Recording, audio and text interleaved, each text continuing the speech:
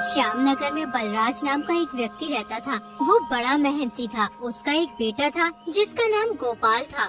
गोपाल भी अपने पिता की तरह खूब मेहनती था। जब गोपाल छोटा था तभी उसकी माँ का देहांत हो गया था। गोपाल के पिता ने फैसला किया कि वो दूसरी शादी नहीं करेगा और खुद ही गोपाल को पालेगा। दोनों बाप बेटे राजा जयचंद के यहाँ नौकरी करते थे। राजा उन्हें रोजाना उनकी मेहनत के बदले उन्हें केवल 2 किलो अनाज देता था। इतने अनाज में बड़ी मुश्किल से दोनों बाप बेटों का गुजारा होता था, इसलिए वो दोनों हमेशा भूखे ही रहते थे। एक दिन गोपाल अपने पिता से कहता है, पिताजी, हमें राजा की नौकरी छोड़ देनी चाहिए। हमें कुछ और काम करना चाहिए या फिर किसी दूसरे शहर में जाकर नौकरी करनी चाहिए। राजा हमें इतना कम अनाज देता है, हमारा पेट भी सही से नहीं भरता है और हम हमेशा भूखे ही रहते हैं। भूखे रहने की वजह से हम बहुत कमजोर हो गए हैं। अगर हम खाएंगे नहीं तो हम काम कैसे करेंगे? बेटा, कह तो तू बिल्कुल सही रहा है। भूखा रहने की वजह से मुझे भी बहुत कमजोरी आ गई है। हमेशा चक्कर से आते रहते हैं। कभी कभी तो मेरी आंखों से दिखना भी बंद हो जाता है। लेकिन बेटा, हम राजा की नौकरी नहीं छोड़ सकते। अगर हम राजा की नौकरी छोड़कर किसी दूसरे शहर में जाकर नौकरी करेंगे तो राजा हमें तलाश करवाकर सूली पर लटका देगा। इसलिए हमारी भलाई इसी में है कि हम चुपचाप राजा की नौकरी करते रहें। अब तू जाकर जंगल से थोड़ी लकड़ी ले आ, मैं खाना पका दूंगा। गोपाल अपने पिता के कहने पर जंगल से लकड़ी लेने चला जाता है। तभी बलराज के घर एक बुढ़िया आती है। वो बलराज से कहती है, बलराज, तूने जिंदगी भर मुसीबत काटी है, अब और अपनी जिंदगी मुसीबत में मत काट। कभी तू चैन से बैठकर 2 रोटी नहीं खा पाया। तेरा बेटा कब का जवान हो गया है, तू उसकी शादी क्यों नहीं कर लेता? घर में बहू आ जाएगी तो कम से कम तुम लोगों को खाना तो बनाना नहीं पड़ेगा। तुम थके हारे मजदूरी करके आते हो और फिर भोजन बनाते हो। अगर बहू आ जाएगी तो तुम्हें बहुत से कामों से राहत मिल जाएगी। चाची, गोपाल की शादी हुए 1 साल बीत चुका है। क्या कहा तूने? गोपाल की शादी को 1 साल हो चुका है, लेकिन तूने कभी किसी को बताया नहीं। आखिर क्या वजह है इसकी? जरा मुझे भी तो पता चले। चाची, वजह तो कुछ नहीं। गोपाल की बहू अपनी माँ के घर है। माँ के घर क्यों है? तूने उसे वहाँ क्यों छोड़ रखा है? बेटे की शादी क्या बहू को मायके में छोड़ने के लिए की जाती है? तू अपने बेटे से कहता क्यों नहीं कि वो अपनी पत्नी को मायके से लेकर आए? तू आज ही गोपाल को भेज दे बहू को लेकर आने के लिए। कैसे भेज दूं चाची? हमारे घर में तो एक चारपाई तक नहीं है जिस पर वो बेचारी आकर बैठ सके, और न ही हमारे पास इतने पैसे हैं कि हम चारपाई खरीद कर ला सके। और फिर गोपाल के पास ऐसे कपड़े भी तो नहीं हैं जिन्हें पहनकर वो अपने ससुराल जा सके। उसके पास केवल 2 जोड़ी कपड़े हैं, उनमें भी 10 पैबंद लगे हुए हैं। पैबंद लगे हुए कपड़े पहनकर जाता हुआ गोपाल भला कैसे अच्छा लगेगा? अरे वाह रे बलराज, मैं तो तुझे बड़ा अक्लमंद समझती थी, लेकिन तू तो मूर्खों से भी बड़ा मूर्ख है। बस इतनी सी बात के ऊपर तूने गोपाल की बहू को उसकी माँ के घर छोड़ रखा है। मैं तो सोच रही थी कोई बड़ा बखेरा है। ये भी भला कोई बात हुई? चारपाई और कपड़ों की वजह से तू बहू नहीं लेकर आ रहा। चल, मैं दूंगी तुझे चारपाई, बहू को बैठने के लिए, और गोपाल के लिए नए कपड़े भी लाऊंगी।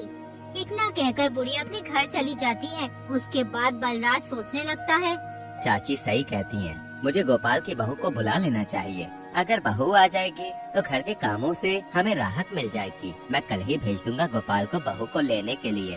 फिर बलराज बुढ़िया के घर आता है और बुढ़िया से गोपाल के लिए कपड़े और चारपाई ले आता है। गोपाल चारपाई देकर अपने पिता से कहता है, पिताजी, आप ये चारपाई कहाँ से लाए हो? बेटा, मुझे ये चारपाई विमला चाची ने दी है और उन्होंने तुझे नए कपड़े भी दिए हैं। लेकिन पिताजी, विमला चाची ने तुम्हें ये चारपाई और नए कपड़े क्यों दिए हैं? बेटा, विमला चाची ने चारपाई तेरी बहू के लिए दी है और ये नए कपड़े तेरे लिए। मैं कहता हूँ कल तू इन कपड़ों को पहनकर अपने ससुराल चला जा और अपनी बहू को ले आ। लेकिन पिताजी, हम अपना पेट ही बड़ी मुश्किल से भर पाते हैं। ऐसे में हम मालती को क्या खिलाएंगे? वो हमारे घर का हाल देखेगी तो क्या सोचेगी? ये सब जानता हूँ मैं बेटा, लेकिन बहू को जिंदगी भर के लिए मायके में भी तो नहीं छोड़ा जा सकता है। कभी न कभी तो उसे लाना ही होगा। इसलिए एक काम कर, तू कल ही जाके उसे ले आ। ठीक है पिताजी, जैसी तुम्हारी मर्जी, मैं कल ही मालती को ले आऊँगा। अगले ही दिन गोपाल बुढ़िया के दिए हुए कपड़े पहनकर मालती को लेने अपने ससुराल चला जाता है।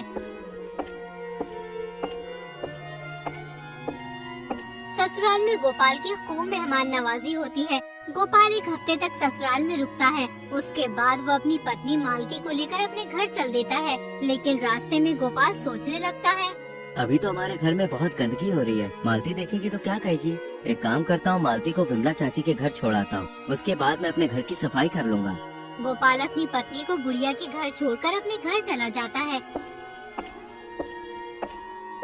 जब बलराज ने गोपाल को अकेले आता देखा तो वो गोपाल से बोला, बेटा तू अकेला ही आ रहा है, तेरी पत्नी कहाँ है, तू उसे क्यों नहीं लाया? पिताजी मैं मालती को ले आया हूँ, लेकिन मैं उसे विमला चाची के घर छोड़ आया क्योंकि हमारे घर में बहुत गंदगी हो रही है। सारा सामान यहाँ वहाँ बिखरा हुआ है। मालती ये सब देखेगी तो शायद उसे अच्छा न लगे। जब मैं घर की साफ सफाई कर लूँगा तो मालती को अपने घर ले आऊँगा। बेटा साफ सफाई तो बाद में होती रहेगी, पहले तो महाराज के पास चल, वो तुझे 3 दिन से रोज बुला रहे हैं। मैं उसे रोज कोई न कोई बहाना लगा देता हूँ। तुझे अपनी ससुराल में इतने दिन नहीं रुकना चाहिए था, पता नहीं महाराज तेरे से क्या कहेंगे। गोपाल बगैर सफाई किए अपने पिता के साथ राजमहल की ओर चल पड़ता है। उधर बुढ़िया ने मालती की खूब खातिरदारी की और फिर बोली, बेटी तुम बहुत समझदार हो, खुदा हमेशा तुम्हें खुश रखे। आओ अब मैं तुम्हें तुम्हारे घर छोड़ाऊं। बुढ़िया की बात सुनकर मालती को बड़ा आश्चर्य हुआ। वो सोचने लगी, क्या ये घर उसका नहीं है? तो उसने हिचकिचाते हुए बुढ़िया से पूछा, माँ जी ये गोपाल का घर नहीं है, तो फिर गोपाल का घर कौन सा है? बेटी गोपाल राजा के यहाँ काम करने गया है, इसलिए तुझे मेरे घर छोड़ गया था। तू अभी नई नवेली बहू है, घर में अकेले कैसे रहती? अब तो वो आने ही वाला होगा। चल उसके आने से पहले मैं तुझे तेरे घर छोड़ आती हूँ। फिर बुढ़िया मालती को उसके घर छोड़ आई। मालती को गोपाल का घर देखकर बहुत आश्चर्य हुआ। पूरा घर गंदा पड़ा था। देखने में ऐसे मालूम होता था जैसे सालों से घर में झाड़ू नहीं लगी है। सारा सामान इधर उधर बिखरा हुआ पड़ा था। एक कोने में 2-3 जोड़ी कपड़े रखे हुए थे, जिन पर जगह जगह पेवन लगे हुए थे और उन कपड़ों पर धूल जमी पड़ी थी। घर की ये हालत देखकर मालती की आंखों में आंसू आ जाते हैं। वो सोचने लगती है, हे खुदा, पिछले जन्म में मैंने ऐसी कौन सी गलती की थी जिसकी सजा मुझे इस जन्म में मिल रही है? इस घर में तो कुछ भी नहीं है, अब मैं क्या करूं? मैं तो कुछ भी समझ नहीं आ रहा। मालती बहुत समझदार और होशियार थी। उसने सोचा ये मेरे नसीब का एक हिस्सा है, अब मुझे कैसे भी करके इस मुश्किल से गुजरना होगा। वो हिम्मत करके उठी और घर की साफ सफाई में लग गई। कुछ ही देर में उसने पूरा घर साफ कर दिया और इधर उधर बिखरा हुआ सामान सही तरीके से लगा दिया। उसके बाद वो बुढ़िया की दी हुई चारपाई पर बैठकर गोपाल के आने का इंतजार करने लगी। इंतजार करते करते रात होने वाली थी, लेकिन गोपाल और उसके बाप अभी तक घर नहीं आए थे। मालती बेचैन होने लगी। इतना बड़ा घर और उस घर में वो अकेली। उसका दिल घबराने लगा कि कहीं कोई गैर मर्द आकर उसके साथ कुछ गलत न कर दे। उसके दिमाग में तरह तरह के ख्याल आने लगते हैं। उतने में ही गोपाल और उसका बाप हाथ में अनाज का थैला लिए घर आ गए। घर आकर उन्होंने देखा कि उनके घर का नक्शा ही बदल गया था। जो घर हमेशा कूड़े का ढेर बना रहता था, आज वो हीरे की तरह चमक रहा था। ये देखकर दोनों बाप बेटे बहुत खुश हुए। फिर गोपाल ने 2 किलो अनाज जो उन्हें राजा देता था अपनी पत्नी को दे दिया और फिर बोला, लो इसे पका लो। मालती को 3 लोगों के लिए इतना कम अनाज देकर बहुत आश्चर्य हुआ। वो गोपाल से पूछने लगी, ये अनाज तो 3 लोगों के लिए बहुत कम है, तुम्हें अनाज थोड़ा फालतू लाना चाहिए था। मालती, राजा मुझे और पिताजी को एक दिन काम करवाने के बदले केवल 2 किलो ही अनाज देता है। अब तुम ही बताओ, मैं फालतू अनाज कहाँ से ले आता? आप लोग राजा के यहाँ पूरा दिन मेहनत करते हो और राजा तुम्हें 2 किलो अनाज देकर बहका देता है। राजा तुम्हारे साथ नाइंसाफी कर रहा है। बेटा, अब हम कर भी क्या सकते हैं? राजा की बात टालने की हिम्मत किसमें है? आज से तुम 2 किलो अनाज मत लाना। कल आप राजा से कहना, महाराज हमारा इस अनाज में पेट नहीं भरता है, हम भूखे रह जाते हैं, तुम्हारी बड़ी कृपा होगी अगर आप हमारा अनाज 2 किलो से बढ़ाकर 5 किलो कर दो। और सुनो, राजा से ये बात कहते हुए तुम बिल्कुल भी डरना मत। अगर राजा तुम्हें 5 किलो अनाज देने के लिए राजी हो जाए तो ठीक है, वरना तुम मुझसे काम के लिए मना कर देना। अगर राजा को तुम्हारे काम की जरूरत होगी तो वो तुम लोगों से काम करवाएंगे, वरना नहीं करवाएंगे। मालती, अभी तुम राजा को जानती नहीं हो जो तुम ये बात कर रही हो। अगर हमने राजा से कह दिया ना तो हमारी जुबान कटवा देंगे। ऐसे कैसे राजा तुम्हारी जुबान कटवा देंगे? तुमने किसी को लूटा तो नहीं है, तुमने चोरी तो नहीं की है और ना ही तुम झूठ बोल रहे हो। फिर तुम्हें किस बात का डर है? अपना हक मांग रहे हो और जो हक नहीं मांग सकता वो कुछ नहीं कर सकता। इसलिए मैं कहती हूँ तुम एक बार राजा से अनाज बढ़ाने के लिए बात जरूर करना। ठीक है बेटा। तो इतना कह रही है तो मैं कल राजा से अनाज बढ़ाने के बारे में जरूर बात करूँगा। अब तुम इस अनाज को बना लो। अगले दिन गोपाल और उसका पिता बलराज राजा के पास गए और फिर बलराज राजा से बोला, महाराज, मैं यहाँ आपसे अपने अनाज के बारे में बात करने आया हूँ। आप हमें पूरे दिन मेहनत करने के बाद केवल 2 किलो अनाज ही देते हो। इतने अनाज में हमारा गुजारा नहीं हो पाता। हमें ज्यादातर भूखा ही रहना पड़ता है। इसलिए महाराज, आपसे गुजारिश है, अगर आप हमारा अनाज 2 किलो से बढ़ाकर 5 किलो कर दो तो आपकी बड़ी कृपा होगी। बलराज, ये बात तुम्हें पहले बतानी थी। भूखा रहना अच्छी बात नहीं है। अगर तुम भूखे रहोगे तो खाली पेट काम कैसे करोगे। मैं आज से ही तुम्हारा अनाज 5 किलो नहीं बल्कि 6 किलो कर देता हूँ। फिर राजा मंत्री से कहता है, मंत्री, आज से बलराज को रोजाना 6 किलो अनाज दिया जाएगा और दूसरे जितने भी मजदूर हैं, सभी का अनाज बढ़ा दिया जाए।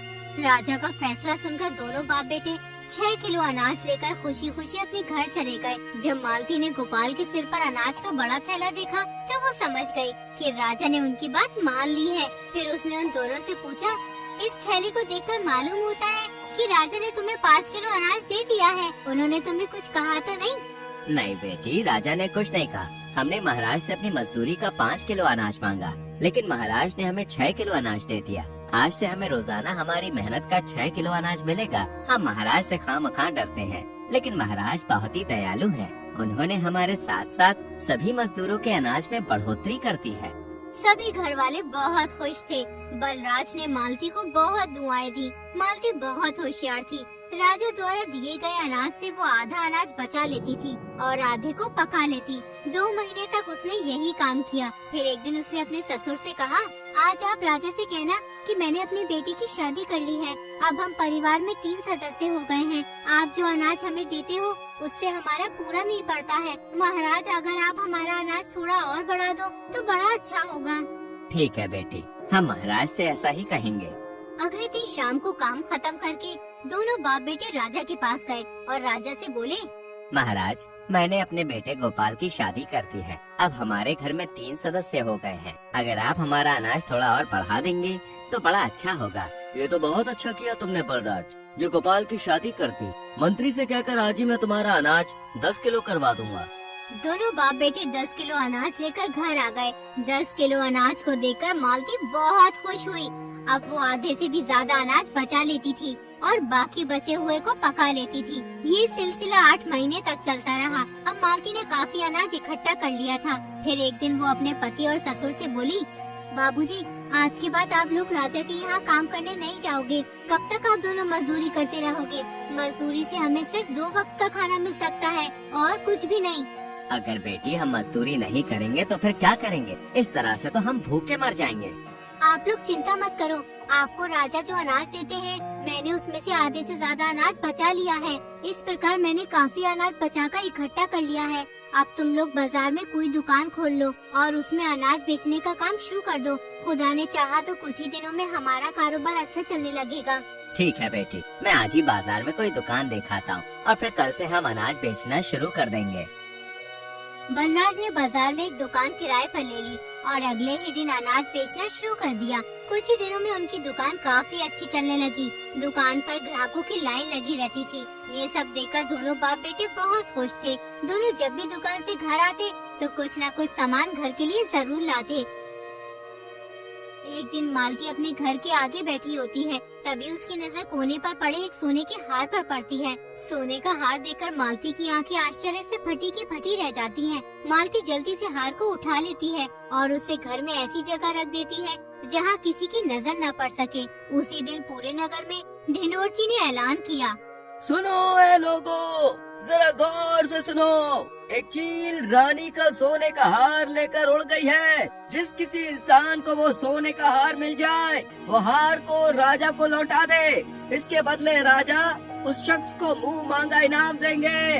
रानी के हार की खबर पूरे नगर में फैल गई। हर किसी की जुबान पर रानी के हार की चर्चा थी। जब ये बात मालती को पता चली तो उसने हार के बारे में किसी से जिक्र नहीं किया। इसलिए राजा को अभी तक रानी का हार नहीं मिला। राजा बहुत परेशान था। वो मंत्री से बोला, मंत्री, हार के बारे में कुछ पता चला या नहीं? नहीं महाराज, अभी तक कुछ पता नहीं चला, लेकिन हार की तलाश जारी है।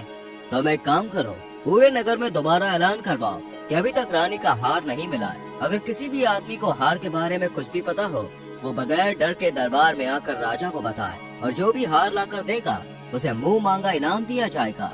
मंत्री ढिंडोरची से दोबारा पूरे नगर में ऐलान करवा देता है। अगले दिन मालती अपने ससुर और पति से कहती है, मैंने सुना है रानी का हार चील लेकर उड़ गई है, और जो भी शख्स उस हार को तलाश करके राजा को देगा, राजा उसे मुंह मांगा इनाम देंगे। कहीं राजा झूठ तो नहीं बोल रहे?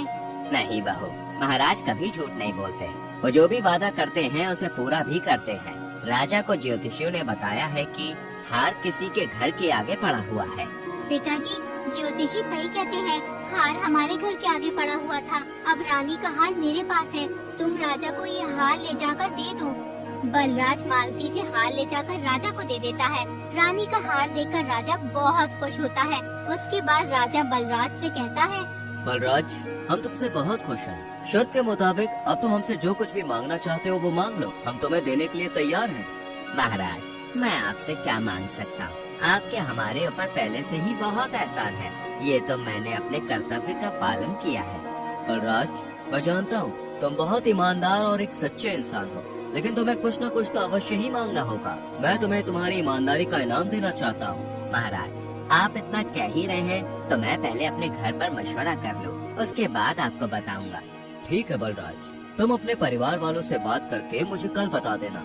उसके बाद बलराज अपने घर चला जाता है।